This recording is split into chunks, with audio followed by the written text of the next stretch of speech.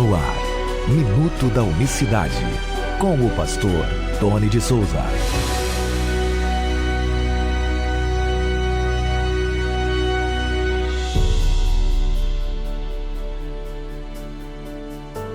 Olá, queridos, graça e paz da parte do nosso grande Deus e Salvador, Jesus Cristo. Hoje é terça-feira, 22 de abril de 2025, até aqui nos ajudou o Senhor, lembrando que é mês de aniversário, nós completamos esse mês de abril 8 anos, anunciando aqui nas redes sociais que Jesus é Deus, o único Deus verdadeiro e não há outro além dele. E, claro, parte desse sucesso se deve a você que nos acompanha diariamente, nos apoia, né? Investe no nosso trabalho esse que precisa, evidentemente, do seu investimento em oração, em apoio, para que a gente possa continuar na mensagem, na pregação, envolvidos, empenhados nesse propósito. Bom, um irmão me perguntou esses dias sobre 1 Timóteo 2,5, e eu quero aproveitar que o nosso programa também é transmitido na Rádio Betel FM, dentro do programa Nossa Voz. A audiência também talvez gostaria de saber alguma coisa acerca desse texto que diz: porque há um só Deus e um só mediador entre Deus e os homens, Jesus Cristo, homem.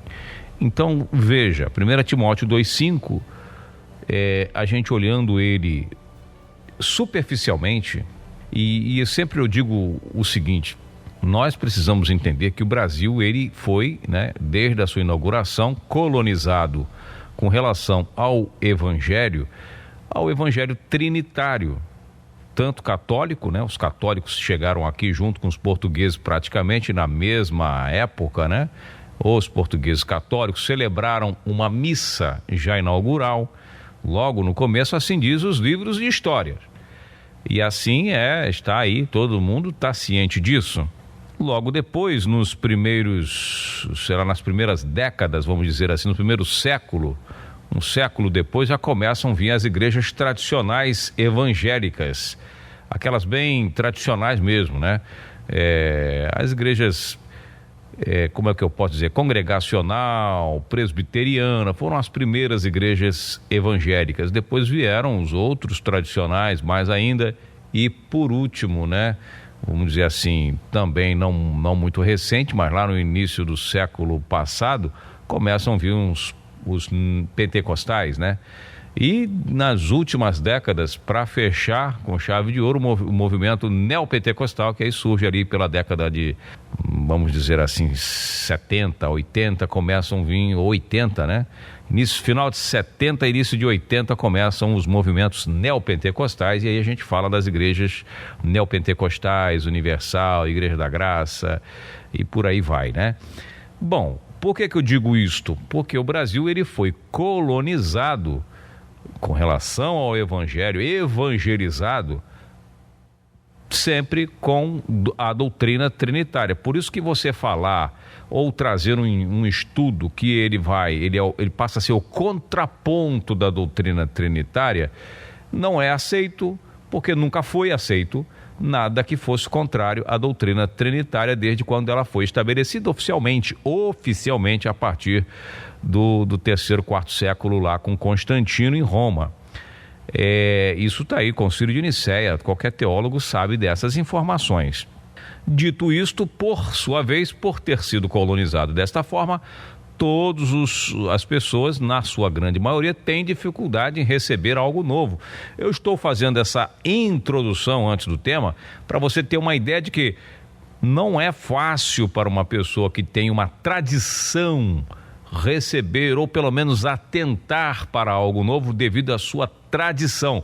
Porém, o Senhor Jesus deixa nos evangelhos algo muito bem estabelecido, falando acerca dos fariseus, dizer: vós bem invalidais a palavra de Deus por causa da vossa tradição. Então a gente precisa tomar muito cuidado com a tradição. Mas o que isso tem a ver com o texto? Porque quando você lê: porque há um só Deus e um só mediador entre Deus e os homens, Jesus Cristo, homem, você já está fazendo a leitura tradicional do texto, a interpretação que na grande maioria vai dar no final dessa interpretação. Há um Deus, um só Deus, e tem um que faz a mediação entre... Pronto, tá? O texto precisa de mais o quê? O que você precisa falar sobre isso? O que tem mais para se refletir? Porque o próprio texto, ele se explica, né? Como diz, né? O próprio texto já é autoexplicativo, não precisa ninguém para me ensinar isso. Não. É preciso analisar, sim, com muito carinho, essa informação. Por quê? Se você divide esse texto aqui em duas pessoas, primeiro, para sustentar a trindade, está faltando um. Está faltando uma pessoa aqui. Eu sempre vou dizer isso. Se você pegar ali, porque o pai, vou para o pai é maior que eu, o pai que está em mim, eu estou no pai, mas sempre fica um por lado de fora. Eu sempre falo isso nos debates. Se são totalmente unidos, tem que ter uma explicação bem plausível nesse ponto aqui. Outro ponto a se considerar, que você pode analisar junto comigo, é um só Deus. Um só Deus. Então Deus é um só. E Jesus Cristo, homem, seria esse mediador. A explicação desse versículo está lá no Jesus homem. Jesus homem é que explica essa possível dúvida, essa aparente contradição com relação à doutrina trinitária. Veja bem, se há um só Deus, sendo que há um só Deus, né, partindo do princípio que realmente há um só Deus, Jesus Cristo também é chamado de Deus. E Jesus não seria esse Deus? Como explicar os textos que falam que Jesus passa a ser apontado como sendo este Deus único? Porque João diz que lá na sua primeira carta, capítulo 5, verso 20, que Jesus Cristo, né, o Filho, é o verdadeiro Deus e a vida eterna. Leia lá, 1 João 5,20. Estamos em Jesus Cristo, né? Este é o verdadeiro Deus e a vida eterna. O Filho, falando do Filho, dizendo que ele é o verdadeiro Deus e a vida eterna. Aos Romanos, Paulo escreve que ele é Deus sobre todos. Deus sobre todos, né? Romanos 9,5. Tito 2,13-14 diz que ele é o grande Deus e Salvador Jesus Cristo. Tomé, quando ele aparece ressuscitado para Tomé, que até então estava duvidando, se não vê, não acreditaria, fala: Senhor meu e Deus meu.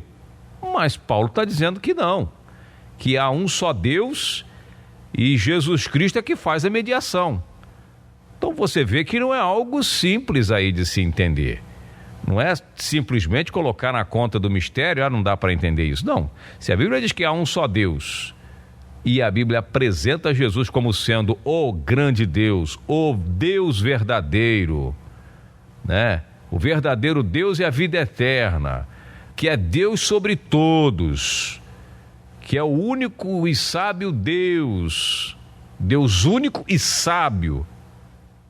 Ora, então como é que fica que há um só Deus? Que história é essa que Paulo está dizendo ali? Paulo diz mais ainda, diz que Deus foi manifestado em carne, não tem discussão. Ele não diz que o Filho de Deus foi manifestado na carne, ele diz que o Deus verdadeiro foi manifestado em carne. Outra questão para se considerar. Então não basta tão somente, você está vendo, que não é só você pegar um versículo e falar: e agora, como é que eu resolvo isso aqui? Eu me esqueci o nome do irmão que me mandou essa mensagem, vou ver se eu acho aqui, não consegui achar o nome do irmão aqui, mas você está entendendo? Então quando ele fala a mediação entre Deus e o homem, Jesus Cristo, o homem, para terminar o nosso programa de hoje, ele está simplesmente explicando que aquele que faz a mediação é o Jesus Cristo, o homem, está aprontando para a cruz. A cruz, ela faz o elo, ela une, ela traz de volta o homem para o centro do propósito pelo qual ele foi criado, para ser a imagem e semelhança de Deus. É a cruz, é o preço pago na cruz, é Jesus Cristo, o homem, é sacrifício que faz essa ligação. Não esqueçamos que, embora ele seja o próprio Deus verdadeiro, ele se fez homem para a propiciação pelos nossos pecados. Não somente pelos nossos, como diz João, mas do mundo inteiro. Então você está vendo aí que não basta simplesmente a gente chegar e dizer, não, tá aqui, não é. O próprio texto, aí sim, você refletindo pausadamente, colocando os prós e os contras e buscando, como eu disse, né? Jesus Cristo, homem, esse é o detalhe, esse é a chave para você compreender que não há dois, ele não está falando de dois ali, nem de três, ele está falando que esse Deus maravilhoso, ele está na mesma linha do que ele escreveu lá, no capítulo 3, verso 16, Deus foi manifestado na carne, Jesus Cristo, o homem, e aí sim, fez o sacrifício, foi para a cruz e fez essa ligação, esse religare, por isso que religião significa religare, religar o homem a Deus.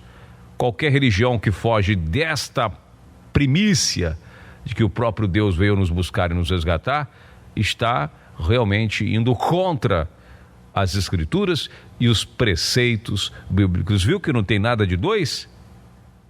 E muito menos três? É simples refletir sobre esse tema. Nós estamos aqui para isso. E eu agradeço você aí, o carinho da sua audiência, espero ter respondido. É claro que o tema, né, quando a gente vai para um estudo mais amplo, mais detalhado, mais disponibilidade, com, né, a Bíblia na mão, numa sala de aula, se esclarece muito mais, né? Então, se você deseja convidar a gente para ir palestrar, dar um estudo sobre unicidade na sua igreja, entre em contato comigo. Na descrição aí tem o nosso número de telefone, você que acompanha no YouTube, tem o nosso WhatsApp, manda uma mensagem, ainda que eu demore em responder, porque eu fico no trabalho, sempre estou estudando também, fazendo um curso, né, fui abençoado com um curso, então a gente realmente fica ali dedicado aos estudos, mas eu peço que você entre em contato conosco, dê uma palestra pra gente, pode ser online, Tony, pode ser online, melhor ainda, reúna um grupo aí que a gente traz uma aula abençoada, tá? Quanto que você cobra, Tony? Nada. Olha que maravilha, ainda dou uma apostila pros alunos, só peço que você monte uma turma pequena aí pra gente dar o estudo, pelo menos aí 5, 10 pessoas, mas a gente marca na agenda um dia e faz online. Ah, mas eu quero presencialmente. Vamos presencialmente, a gente faz também. O importante é que você não deixe de examinar as Escrituras Sagradas. Eu vou ficando por aqui, desejo a você todas as bênçãos, né? Para você que está na rádio, né? Continue com a gente, vamos a mais uma música bonita, um louvor, e nós voltamos, se Deus quiser, com o Minuto da Unicidade amanhã, se Deus quiser. Forte abraço, graça e paz para você. Minuto da Unicidade.